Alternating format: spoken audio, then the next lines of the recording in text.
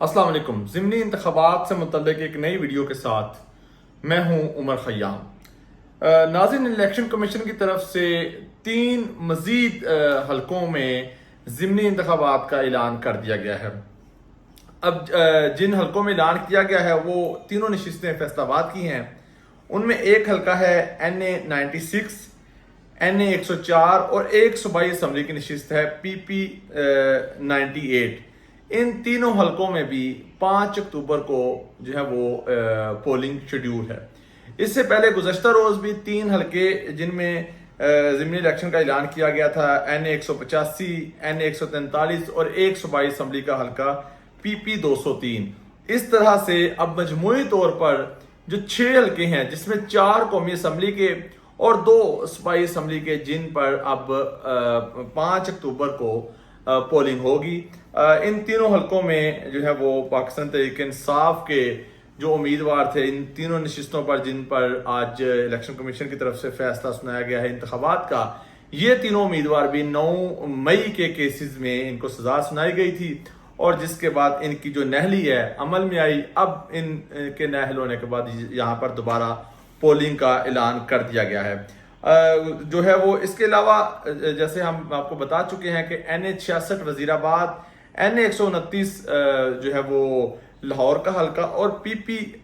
87 میاں والی کی نشست، ان پر بھی جو ضمنی الیکشن ہے وہ آئندہ ماہ 18 ستمبر کو ہوں گے۔ NA 66 کی جو نشست ہے وزیر آباد اور PP 87، یہاں پر 9 مئی کے کیسز والی سزاؤں کے بعد یہ سیٹ خالی ہوئی، اور NA 129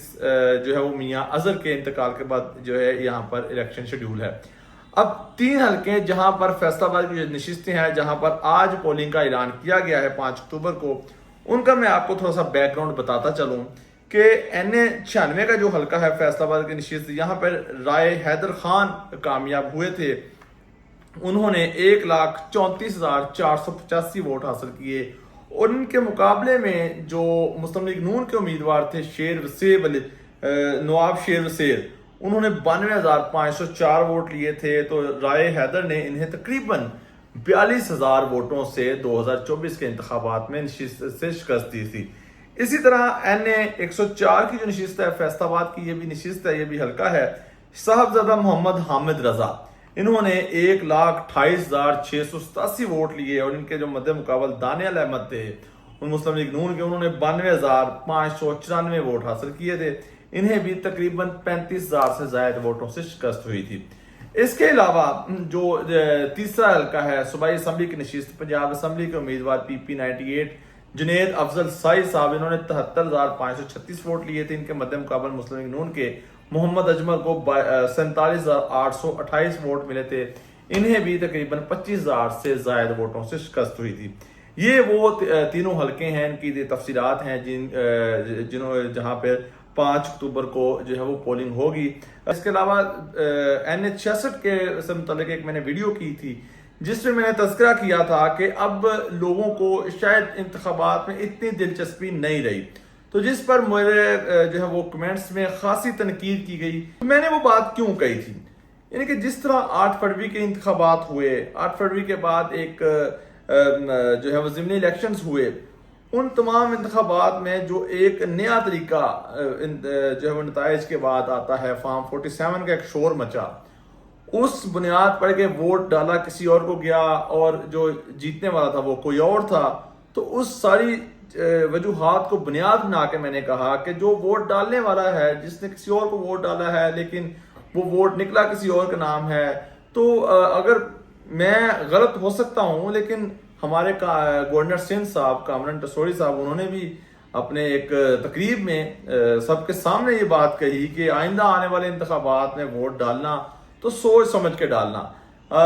پہلے بھی ڈالا تھا نکلا کسی اور کا، اگر میں غلط ہوں تو کیا پھر گورنر صاحب بھی غلط ہے؟ میں نے اس ساری چیزوں کو بنیاد بنا کے یہ بات کہی تھی۔ لوگوں کو خیر لوگوں کا حق ہے وہ تنقید کر سکتے ہیں۔ بہرحال یہ جو 8-9 حلقے ہیں، جہاں پر 3 حلقوں میں 18 سپٹمبر کو پولنگ ہے، اور باقی کچھ 6 حلقے ہیں جن پہ 5 اکتوبر کو پولنگ ہے۔ ان تمام حلقوں کی ڈیٹیل کیا ہے، یہاں پر مسلم لیگ نون کے امیدوار کون ہیں، اور آیا کہ پاکستان تحریک انصاف آئندہ آنے والے دنوں میں